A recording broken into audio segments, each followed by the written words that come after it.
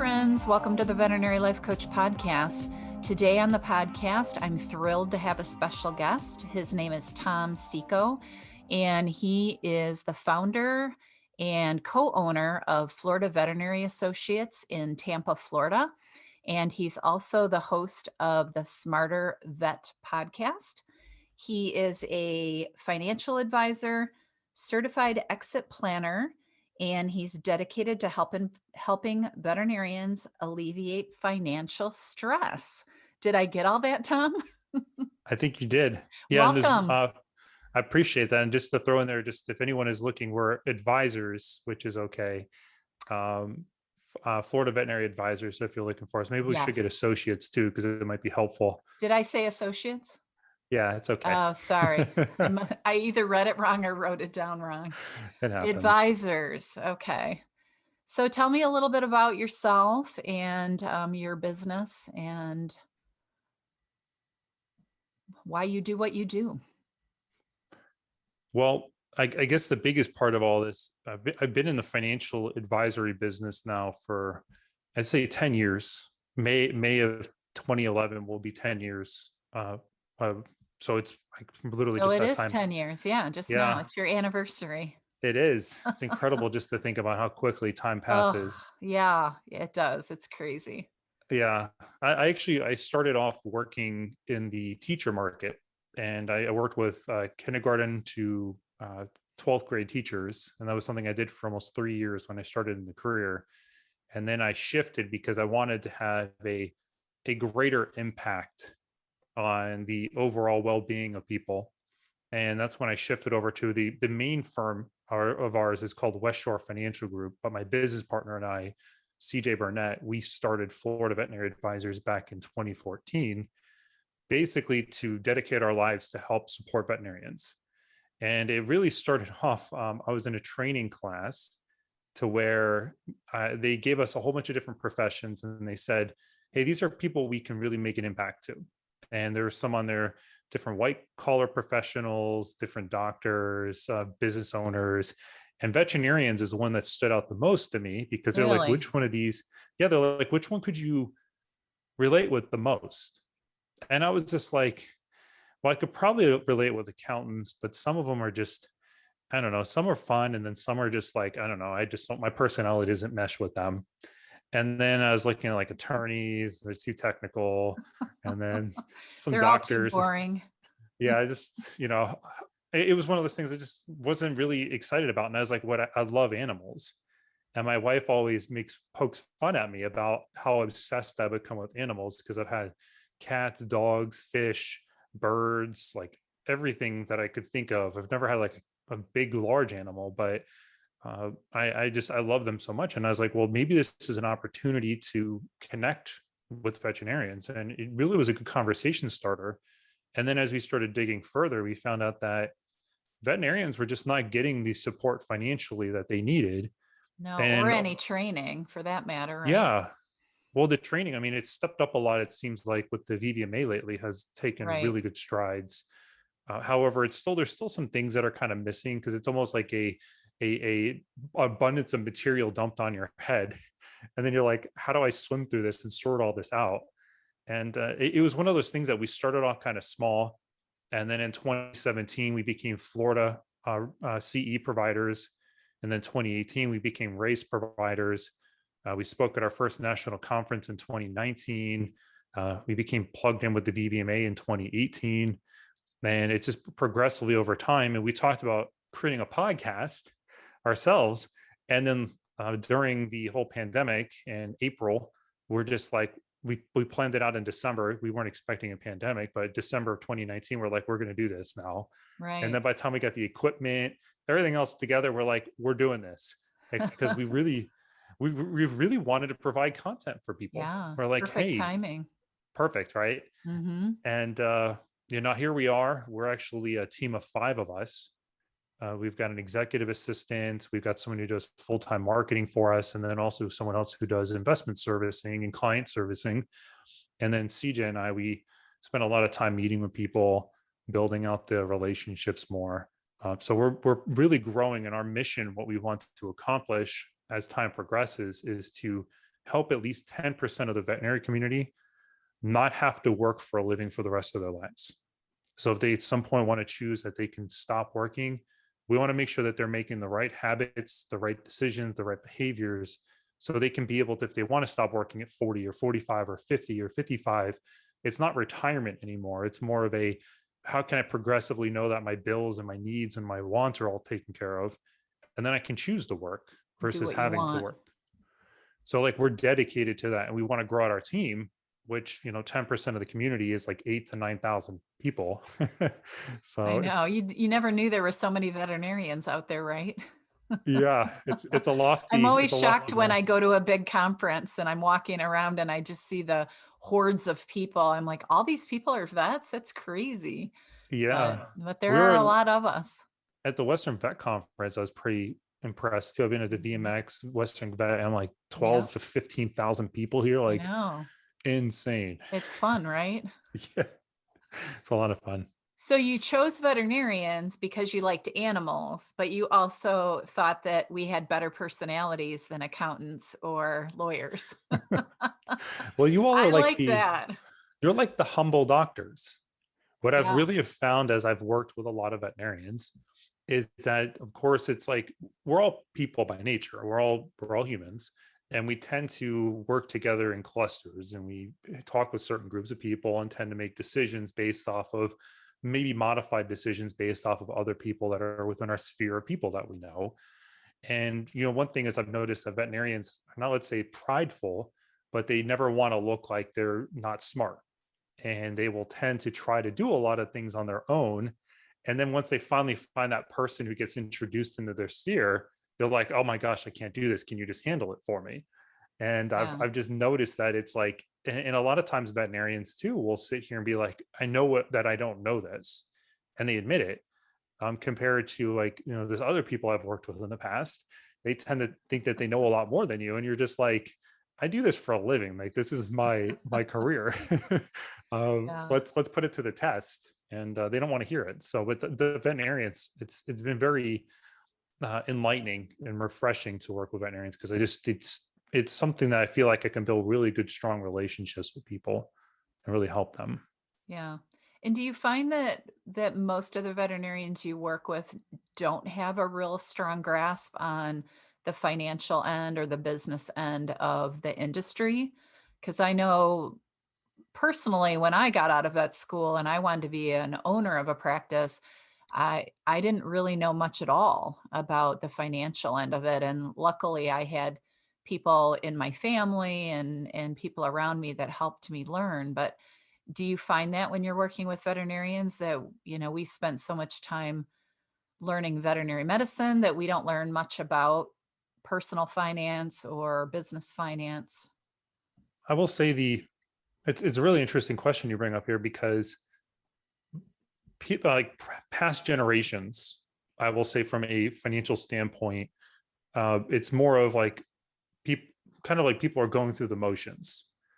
Something happens and then they make a decision, and then something happens, then make a decision. And then at the end of the day, like, everything is just an accidental result of multiple different decisions that I'm making. And then my plan is created from that. And I will say that the students that are coming out these days that are part of the Veterinary Business Management Association, VBMA, I find that a lot more of them are sophisticated, a little bit more sophisticated, and they're asking more questions. And I think that's what's missing from a lot of veterinarians that are out there, is that they're not asking a lot of questions.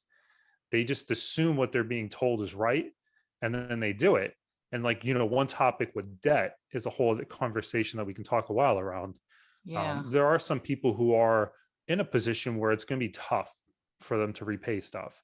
But then there are some people who are in a position to do it. But then it's like the seeing things from a bigger picture is where the biggest factor of all of this is. And when people don't ask questions and they just automatically assume whatever is being said is absolute truth, that's where you get into trouble. And I will say, talking about different generations of veterinarians, most practice owners today, because we do a lot of business planning as well, especially ones that are looking to sell or bring other veterinarians on for partnerships, or looking to try to keep the culture really well in their practice.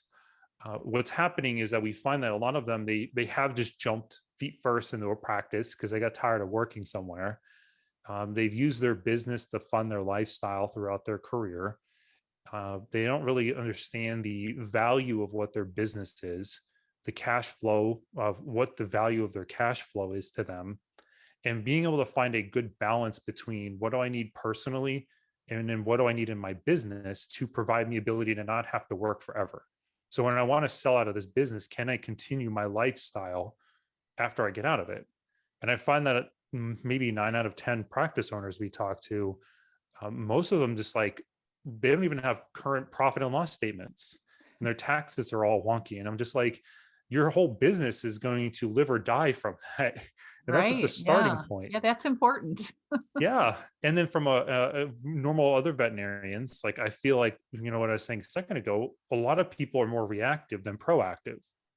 So it's like, the biggest thing like today, like investing is so commoditized, and people come talking to us. So they say, I have an advisor, they've already got goals that I'm doing with my investments. And I'm like, okay, that's great. Why are you investing? What is it going to do for you? How is it going to help you accomplish your goals? And what about everything else?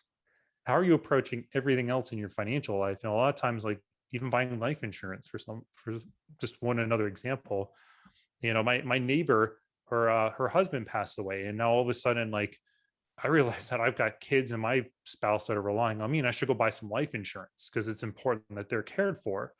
And instead of being proactive in my decision making, I'm more of making, like seeing what's happening day by day.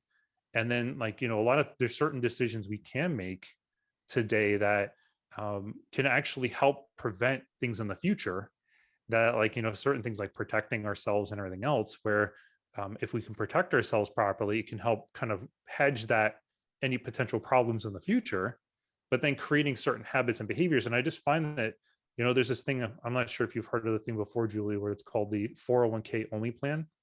Are you familiar with that? No, I guess not. I know what a 401k is, but I don't know what the only part is. So I'm not going to hold your fire to the feet here, but I'm just curious if you know where 401k came from. Ugh, no. I've Okay. I've heard, I think, but I don't know. So there's a Revenue Act, the Internal Revenue Tax Act in 1978 created the 401k. It's Ah, IRC 401k. If you ever look it up, it's an IRS code, so it's a and government thing, it's a government thing. government act. Okay. And it started from the shift when before, I'm sure you've seen where companies used to provide pensions for people. Yes. So Yep. those pensions, like you work a 30-year career, you get your gold watch, and then all of a sudden here you are getting your pension. You get a check every month in Right. your bank account or in your And mailbox. that's how people retired on their Yes. pensions, right? And Yeah. then, but the problem was it was becoming very expensive for businesses. So they shifted from being funded by the employer to now the employee has to fund their own future. So the shift went in 1978 to now people are now having to contribute on their own. And the problem is depending on your lifestyle, the variation of income that you make, and all these different factors that are in there. One, it might not even be enough money that you're saving in there to accumulate to be able to continue your lifestyle when you decide to stop working. But then there are also a lot of restrictions and different things that people are unaware of, like a 10% penalty before 59 and a half, limitations on investments that are inside. Fees have become a big thing lately, where there's been a reduction in fees over time because it's becoming they're trying to be more transparent, which I feel like should have happened a long time ago. Yeah. But basically, people will put money in their 401k and they think everything's going to be fine. But then they realize, well, now I want to buy a house. I want to have kids. I want to get married, and they have no cash on hand. So either now they're having to raid their 401k and they have no Which is cash, then really bad. really bad. Yeah, really And bad. I then know that. and then You at the don't want same to time, raid like, your IRA or your 401k. right. Well, because like before 59 and a half, you pay 10% and you pay taxes on it.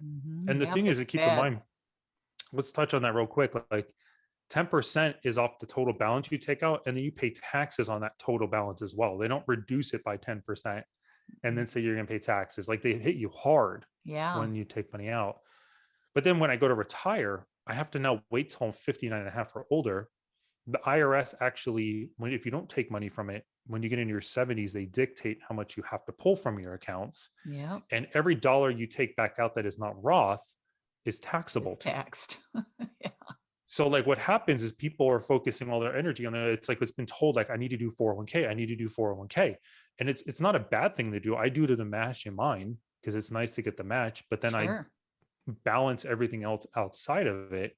And that's where I find like a lot of, coming back to what we were talking about a second ago, a lot of veterinarians that are out there, even if they work for corporation or different companies, like their plan is to do that. And it's like that is it's not bad. It's a good starting spot, Yeah. but you should be doing a little bit more. So like from going back to the question you asked her about financial knowledge, it seems like a lot of people want to know.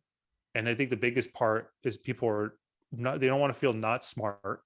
They don't want to feel judged. And sometimes they don't even know how to start the conversation. Like I had a conversation with someone in her 40s, and she's like, I've avoided this for the longest time because she's just like, I'm scared of it. Yeah, people are afraid of money. They're Yeah. afraid of not having enough, and they're afraid of having too much and not knowing what to do with it. Hmm. It's like it's not a easy subject for most people to talk about. Not at all. It's the more money, more problems kind of thing, too. You Yeah. make Yeah. more, you I mean, spend we more. all wish that we had those problems, right? Everyone thinks, "Oh, I want all this money so I can get rid of my student loans or whatever." But then you have other things to think about. Well, it's interesting, too, that you bring that up because there are studies that have been done of a level of happiness when it comes to incomes. And what's interesting is for those who are listening right now, the veterinarian coming out of school, if especially if you're not in like super rural, like let's say Montana or somewhere, like if you're in like somewhat of a like suburbs or in the city area, you're coming out of school making 95, $100,000 a year. Like it's very common these days. Right. The the average that income that most people make from across the United States for a household is about $60,000. So Mhm. right off the bat, you're already making more money than most households are. But at the same time, the level of happiness they said can increase a little bit as you make more money, but usually the cutoff is between 75 to $90,000 is like that level of happiness. And like, we're all after, it's not about what money, it's not the amount of money that we make, but it's what money does for us. Is that what we're after? And when we can really truly understand the purpose and the intentions behind it, and we can prioritize the things to make sure we can live our lives and enjoy the moments and experiences, feed ourselves, pay our bills, save for the future, we can feel so much more confident about the decisions we're making. So, you make less or more. I find people that just are making more money, they just spend more. It doesn't improve their Buy life. more expensive toys, right? That's it. More houses, more toys, all that fun Yeah. stuff. Yeah. Well, I'm guessing, like, as you're talking about this, that one of the hangups that we all have as young people, and then young veterinarians, obviously, but as young people, is we feel so poor, right? Especially veterinarians in vet school. I Mhm. remember I had tons of debt. I had a credit card that I used basically to live on, and then you come out of school and you get this much better paying job than you ever had before, but Right. you're kind of in this no man's land of not knowing what to do or how to plan, or if you don't have someone in your life that has a grasp on those things, it can add so much stress to just starting out. And so tell me how you present this to veterinarians. um, all the things that you're trying to help them do, because you mentioned insurance, you mentioned 401ks and investing, and then getting the lifestyle or being able to spend money when you want to spend. How do Yep. you start? Like if you have a brand new vet right out of vet school and they're just like overwhelmed with finances, like where would you recommend that they start to kind of sort this all out, or how would you help them do that? I love it. That's such a great point you bring up here because it's really simple, actually. And I think our society does a really good job of confusing us and making us. There's that whole phrase called FOMO, fear of Yeah, missing out. yeah, for sure. And I get it all the time. I have to pull myself back constantly because I'm like, does it really matter? Is it bringing me purpose in my life or not? Right. And I think the biggest struggle that a lot of students make when they get out of school is they don't realistically sit down and understand, like, hey, I'm going to make this much money. What does that mean to me on a month to month basis? And how does that help support me in my efforts that I'm trying to do? So, like, the biggest thing that's brought up these days is paying off student loans. I want to pay off student loans. And the challenge is, though, is a lot of times people are not taking a realistic look of like, okay, how much is it going to really require from me to repay these loans? And like, there are some really great resources out there, like the Veterinary Information Network, VIN, has a simulator you can plug stuff into. I think it's even simpler than that. You can literally just take your loans and plug in the interest rate, and you can be able to plug it in a calculator, and it'll tell you how much you got to pay per month to pay them off in a time period. But of Yeah. course, if you're trying to figure out like a repayment forgiveness program like the repayee or the payee or the income based, of course, that's such a great tool to use. But the thing is, like, if I want to pay off my loans in 25 years or 20 years, 15 years, 5 years, how much cash flow is required from me of my income to do that? And is it possible? And I think the biggest thing is, if With all you can, your bills, right? 'Cause yeah, keeping in mind that you have to pay bills. you do have to pay bills. Yeah, and I And that's think one I thing. think we forget that sometimes, that you have to live. Yeah. Well, and it's like, for anyone who's listening to this that is a student, what I would even say to you, and we'll get back to what I said in a second, is that while you're in school, only take what you need. Like, I know Big it might time. yeah, it might feel Yeah. enticing to be like, they're giving me all this money and I can use it for other stuff. It's a huge You mistake, isn't it? you're going to have this massive mountain of debt lingering over you for a long time, and it's going to require you to repay it, or you're going to have to wait on some governmental assistance at some point. Right. And I sure do hope it happens. Well, yeah, you However, can't it's always trust this government, right? yeah, I Things mean, change. that's every time there's a change of leadership, it's always an interesting environment that's created. Yeah, so you really can't trust that in a lot of ways. I mean, those Yeah, programs I know work and are good on some level, but yeah, I think that's a really good point. When you're in vet school, don't spend like you have an unlimited funds just because they keep throwing those loans at you. yeah. Oh, and one thing is, I wouldn't take loans to repay your loans through vet school, because that's just silly. Like, take what you need and live and do what you need to do, and just understand like what's going to be required to you at the end when it comes to when you have to start repaying them. What is it going to look like to you? And this actually comes to people like, I don't believe in what they call budgets.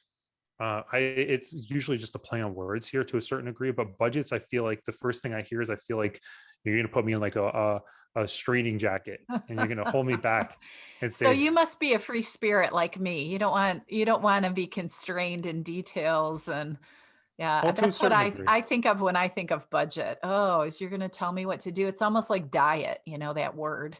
Yeah. Well, I'm a recovering analytic. So Okay, I am very, you're okay very, with that. yeah. So, well, it's like budgeting. I just don't like being told, like, there's one thing that's very popular. It's the envelope system. I'm sure Yeah, if you aren't familiar with it, who was listening, like, that's something really neat you can do. yeah, But it's basically, you're saying, I'm only going to spend X amount of dollars going to the grocery store, or X amount of dollars going out to eat. And if you're right. bad with money and you feel bad with money because it seems to burn holes in your pocket, it might be a good route to start, because you need to create a habit and a behavior. However, I like the changing the words here and calling it a spending plan. And if Yeah, you actually do want to get a tracker or something, go to tracker.flvetadvisors.com. You can actually go download a cash flow tracker we have. There's a tutorial and everything that comes with it. But it's really designed to understand, okay, how am I going to prioritize my spending in a way to what's going to bring meaning to my life? So let's say that I go out to eat and I've allocated $200 to go to restaurants during the month. But at the same time, I've allocated, I don't know, I have experiences and doing other stuff, $200. And I've hit my restaurant budget by the middle of the month. What you can do with a spending plan is you can review through what you've allocated in different spots and shift money to the different categories that actually bring you meaning. So, like, instead of saying I'm cut off, you have the mentality of, hey, I can use money from other categories. And the thing is, it's like, it seems like, well, it's kind of the same thing, but it's really not, because if you're thinking more in a spending plan, you're being a little bit more dynamic in how you're spending your money. But if you are really bad with your spending, a budget is the best place to start. So if you don't have some kind of understanding of what your spending is going to be and how you're planning to work throughout that, that's super important to start there, being a student getting out. And I wouldn't wait till you're 6-12 months into working to start doing that, because I promise you, your life is not going to get easier. Yeah, Most, you're gonna have a lot less time to spend making that spending plan and figuring all that out. yeah. I mean, I've personally been doing a spending plan for 8 years. I was just updating mine this morning. And I enjoy seeing where my money's coming and going, and then I can be able to manage it effectively. So I'm like getting a little crazy in this area. I got to be careful. But it also just creates a whole different sense of, let's say, what's the word here that I'm looking at? You're basically staying true to yourself, and it's escaping me. I'm sure I'll think of the word in a second. But if you can actually have accountability, there it is. You're Yeah, keeping yourself accountability. accountable. Yeah. Uh, so like as you can keep yourself accountable, but then the biggest thing is like even being on debt here real fast is that personally, and this might need a lot more conversation than what we're going to allocate to this right now. So please keep this in mind. And we do have Well, episodes we can about do debt. this again. So, Yeah, and and we you have have your episodes. podcast, I'm sure that goes into detail, right? Yeah, and some of them, yes, absolutely. But with the debt conversation, like me personally, the way I believe it is if I had the choice of saving or paying off debt, I would save all day long. That'd be the first place I'd start. Hmm. I would find a reasonable amount that like I can at least keep my debt current. And then I get my spending under control of understanding what money is coming in, what money is going out. And then at the end of the day, if I decided to pay the minimums on my loan, there's nothing stopping me after 6 months, 12 months, whatever the case is, and taking a lump sum and paying it towards my debt. Maybe you paid a little bit interest during that time period. However, what happens is you keep control. You keep being flexible because even if you have no cash and you've been dumping in all your debt and then your life changes and you need money, where do you go? You go into Yeah. more debt. So at the end of the day, too, it's like if you want to get married, you want to have kids, you want to do all these different things in your life. It's all about balance. And the last thing I can always say about this is that if you can be true to yourself and say, hey, I want to repay my debt off in 5 years or 10 years. And can you tell me with absolute certainty that your life in 10 years from now is going to be identical to the way it is today? That you're going to Well, be able to, the answer to that is no. it is. We don't even know what our life is going to look like tomorrow, right? We learned that during the pandemic. It changes on Yeah. a dime. Well, and Yeah. that's the thing is like if you can tell me that, then go with your plan. But if Yeah. not, you need one that can, a good plan has a plan when nothing goes according to plan. So you have And flexibility. a backup plan. 100%. And when I hear you talking about budgeting and spending plans, what I think about is just awareness of your Hmm. spending, because before I was well aware of the way I handle money, I'm such a free spirit that I will spend way more than I realize before I realize it Mm, if I don't have a plan. yeah. So when you're talking about financial plans, I'm like, oh yeah, that's a really good way to keep from overspending, because that's how most of us get into trouble. It is. I mean, I Even always when ask, running a business, I ran a well, business for years, and if you don't pay attention to what you're spending and the bills come in at the end of the month, you have a oh crap moment, hmm, that well, you you it's spent way something more. valid you share there with the, if you're not aware of it, that's a big starting spot. I always say, like, even if you want to pay more towards your debt, you have to know where you're starting. And if you don't know where you're starting, you can't get clarity. Because like I feel like a lot of things that create stress in our lives is it's the uncertainty, because we're either worried about the past, concerned with what's going to happen in the future, and we don't know how we're going to take the steps to go to where we want to go. And we're just kind of like throwing stuff and doing things and just hopefully it all works out at the end of the day. And the one thing is like with veterinary medicine, imagine if you were to go to school, and they didn't really teach you how to care for animals and everything else. And they just told you all the, this is veterinary hospitals and here's some materials and go You'll look at figure this, it out. go figure it out. And then it's going to create a lot of stress because you're like, what do I do? I don't know what to go and do with this. And that's like, how most people are approaching their finances. They're just kind of like, this is kind of going at it. So like, if you can sit down and just take a moment to, when I would say, educate yourself. And that's something I say so much to even students. I'm like, you should, like, even your first year, you should be like asking questions like a crazy person, like just researching, put 10 minutes on your calendar to learn about like what is the difference between a 15-year and a 30-year mortgage. Like just spend time Mhm. learning. Because right off the bat, when you go to start the conversation with people, you're going to feel a little bit more informed, and you're not going to feel as scared about what you're doing because you at least can talk the talk a little bit. Yeah, You know and what? I think that's what I find fascinating and valuable about what you're doing is because you're trying to educate people to understand the things that they're actually doing with their money. Because so Absolutely. many of us don't get it. Like we know there's taxes and we know that we can save and we know how to spend. That's easy. But to actually create a really solid awareness about what actually number one needs to be done and number two what can be done with money, Hmm. I think it is super valuable. Well, and And there's this that saying, you go don't know ahead. what you don't know. And sometimes it takes that outside person to sit down and be able to like show you things, and you just got to keep an open mind and just be willing to learn some things. And from the end of, like, we do have what we call the 4 C's we've created in our business. Yeah, We tell me are about that. The four we want C's. I like to that. provide clarity Clarity. so veterinarians can have control, they can experience confidence, and then at the end of the day have contentment in their finances. So everything we design is designed to educate veterinarians so they can understand why there's like, it's amazing when I sit down with people too, and I'm like, so why are we together today? And the first thing they start asking about is, well, my debt. And I'm like, okay, why is that important to you? What's that going to help you accomplish? What are some of the things that you feel like for you to have success in your life? Like, what are things that you should be working at to be able to feel like you're at least making some progress or have accomplished some things in your life? And it's amazing how many times I sit down with people, and they really don't have much to say. And it's like we've gotten so programmed in a certain way where it's like we think we need to do things in a specific manner. Like even today, there's these like whole cryptocurrencies. Like I can't even deal in that world because I'm regulated, I'm a fiduciary, everything else.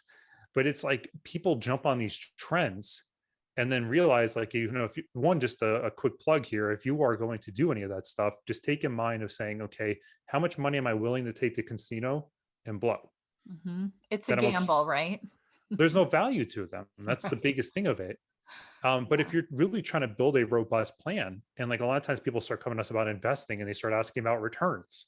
And then I ask them, I'm like, why does that matter? Like, what is important about that to you?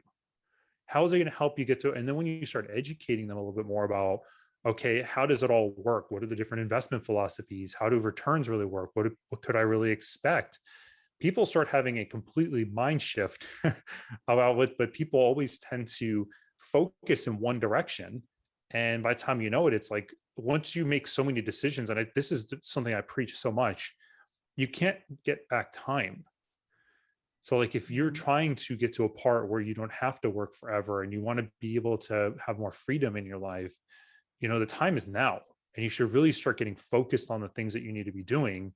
Otherwise, you're going to be like someone, I will say from a planning standpoint, a lot of people are having to step into retirement, or that not having to work and having to reduce their lifestyle, and they're okay with that because people have programmed in their mind to say it is expected. That's what I can expect in It's just so retirement. sad, right? It is. So Yeah, like it's why sad. would you want every day to be a Saturday and you want to have less money to spend? Right. You might as well just keep working, right? Yeah. Well, that's why a lot of people do. Like, especially when you're a Yeah. business owner too. It's like my business makes so much money for me. If I have to cut my income down in half, like why would I do that? I'll just keep Yeah. my business.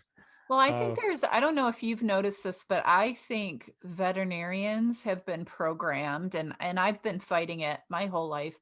We've been programmed to think that if we go to school to be veterinarians that we're not going to make a lot of money. mhm. You know, we can't be millionaires. We can't make good money. We can't live a great lifestyle. We can't have elaborate vacations.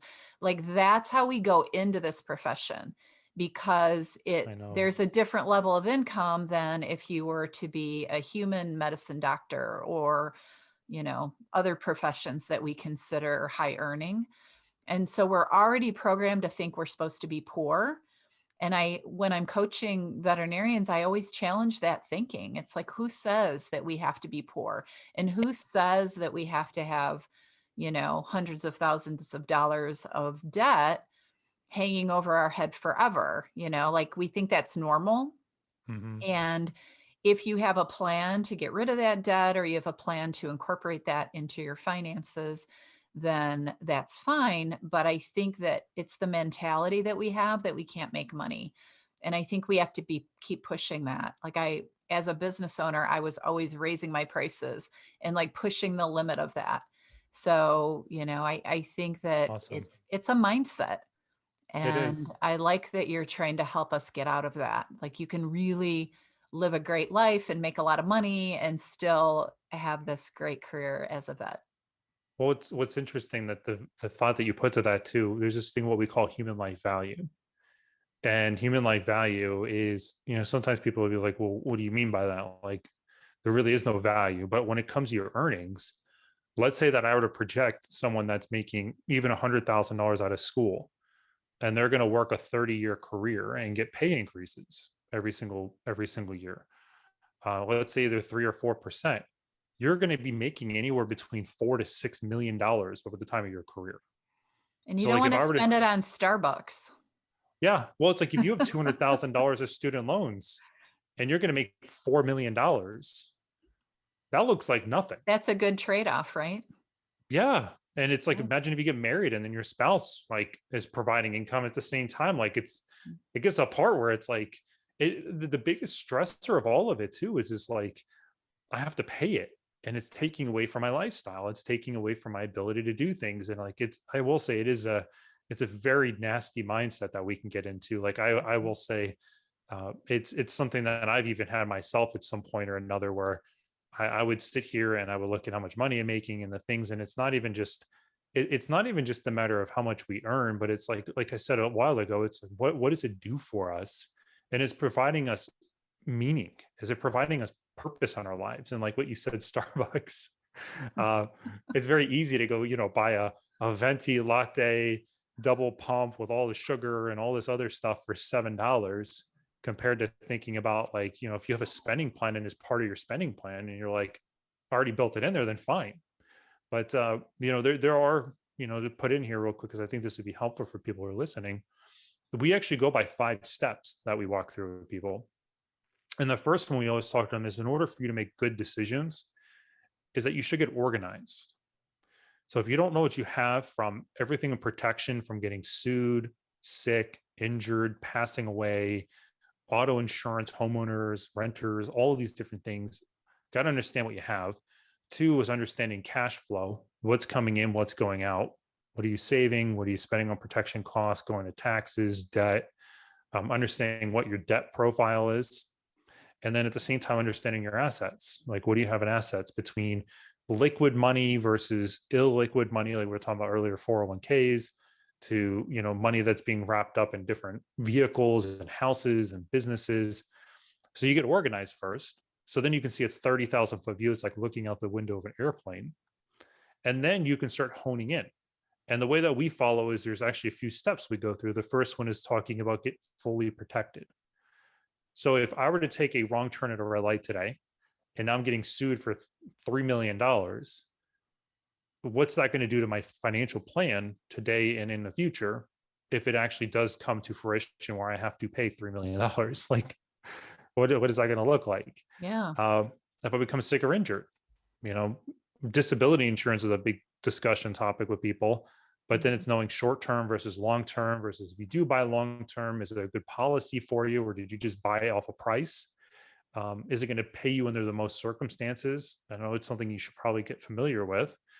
But then as protection gets boiled down, you can also understand, where's your cash flow going? So how are you separating your day-to-day life from what's supposed to happen in the future? So sometimes we're robbing our future selves to try to enjoy today. And being able to find a good balance, and so keeping someone to keep you on path. And I think that's the biggest thing, actually, to hit on real fast, like being an advisor. It's not about me trying to earn you investment returns, because investment returns today are like a commodity. Back in 2020, you literally, once the market dropped, you could pretty much put your money in anything and would have earned a good return as it came back up.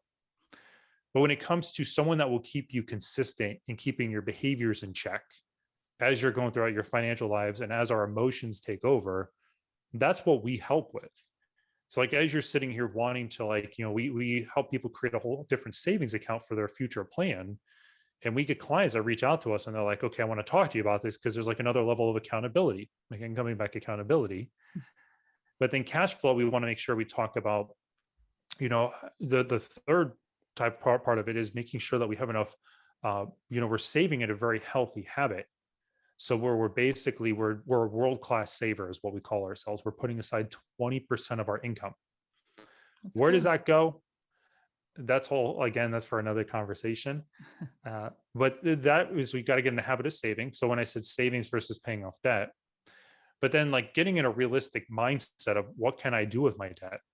So being able to pull together in the picture, making sure you have the next step is being able to have adequate savings on hand that's liquid for you, for emergencies, for things you want to do, putting a pool in your backyard in your house, whatever the stuff you want to Life accomplish. Down events, kids being life born, events. people getting, Absolutely. yeah, Yeah. My people losing daughter, their job for a short period of time, that kind of stuff. absolutely. Yeah. My cost of living has gone up a lot this year because my daughter and moving and everything else. So, Mm. but I've already prepared for a lot of that. I'm ready for it. And then the last thing is making sure you have a balanced plan of where you're putting your money. So it's between liquid and versus illiquid, but from taxes, from risk.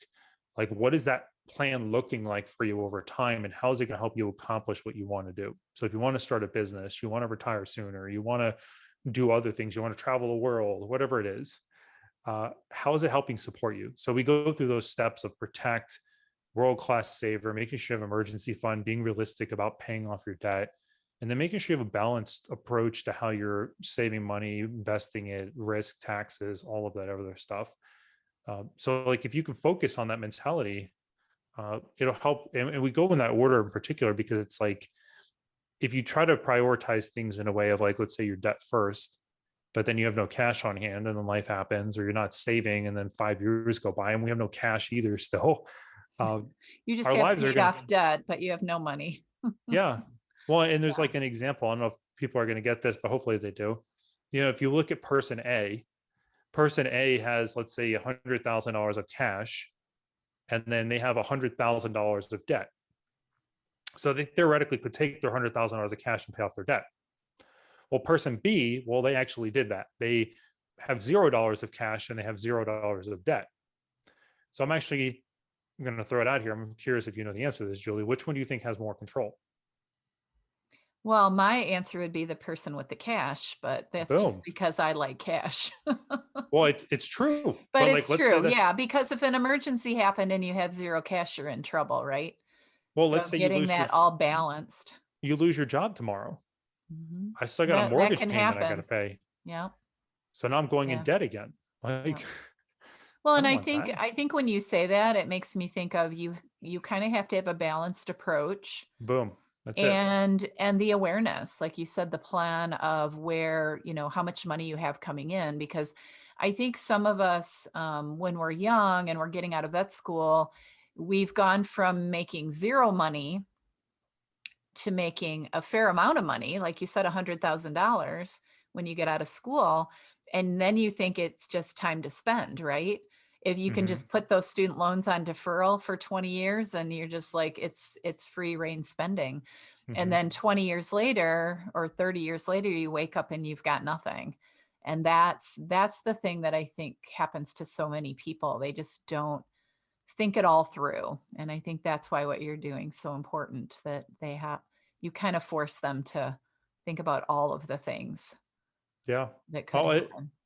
that's all what it's all about. We gotta, if we all make decisions like we're in boxes and we're hoping that everything comes out the way we want it to, um, likely the results that you're anticipating aren't going to happen the way that you want them to unless you're seeing things from a bigger picture. Because life, I will tell you, whatever seems good right now, embrace it, enjoy it, do as much as you can at this moment, because life does change and things do happen. And the more planned and prepared you are for that, the better. You're not going to have to be that person that says, oh, if only I had done this, Yeah. only if I had done this, my plan would have been different. So, Yeah. Well, in life coaching, we always say that life is 50-50. hmm, So it's like there's going to be lots of good stuff that happens and lots of bad stuff. And that's just how life is, right? You're going to have good days and bad days, good jobs and bad jobs. You're Right. going to make money and you're going to lose money, those kind of things are going to happen. And so if you do have a solid basis financially, and like you said, with your insurance and all of that, then you're just going to have an easier time dealing with the negative 50% that comes along. Hmm. And then probably your positive's going to be better, right? Because you'll have more money to spend on it. Yeah. Well, something just to kind of, we could probably put towards the end of all this too is like, you are, if you're listening to this, like you are worth it, and you do have a lot more potential than you think you do. Uh, there's this whole thing of scarcity versus abundance mindset. Mhm. And the thing in our lives, the more that you put out there of what you want compared to thinking about what you don't have, it will happen exactly the way you envision it. So the more that you put out that negative aspect of things, of course you're going to see more negative things happening to you. But you Absolutely. are have a lot of potential in your life. And the more that you can see things of like, I have debt. Well, think about why you have the debt and what it did for you. How Mhm. did it help get you where you are? It's an Think about all. investment, right? Investment in your future is basically the way we need to Mhm. talk about it a little bit more. Yeah, it's all a paradigm shift. And the Yeah. more that we can shift our mindset, the better results we can all have. And the better it's going to be for all of us at the end of the day. Yeah. That's absolutely true. Yep. It's what I try to teach people every day. It's all in the way you look at it and how Right. you wrap your mind around it, right? All right. Well, is there anything else that we should throw in at the last minute that we forgot to talk about? We can always do this again. Yeah, I mean, there's so many things that I can discuss on this, and I will say, if you are looking to just, if you're intrigued by anything we're saying, definitely go check out our podcast, Smarter Vet Financial Podcast. Yes. Go to our website if you want to go learn more about our steps and the things that we bring people through. We have the 5 foundational steps of financial balance that we've created that's absolutely complementary to you. All you got to do is go to series.flvetadvisors.com, and it'll give you a chance to just educate yourself, create a little bit more awareness, as we talked about earlier, give you some questions to start asking. And if you decide to want to talk to us or don't, that's entirely up to you. But at least hopefully some of the stuff we're providing for you can help just empower your life and make you feel more confident in the direction that you're going. So there's all those great resources. Go take a look at them. Yeah. Yeah, for sure. I know there's a lot of things on your website that are really interesting and informative, and so I encourage people. And like I always say, if you're struggling and you need someone to talk to, you can go to my website and sign up for free coaching. And if you have any financial issues, then go talk to Tom and his partner CJ, because they really have spent a lot of time working with our profession to bring us the tools that we need to have to deal with financial things. Absolutely. Yeah. All right. Well, I thank you so much for being on the podcast. I really appreciate it. I've enjoyed talking to you, and hopefully we'll come up with a plan and do this again. Bring I would some love more to. detailed, bring some more details. Thanks for having me today. Yeah. I think this was a lot Yeah. of fun. Thank you so much. All right. Have a beautiful week, everyone. Bye.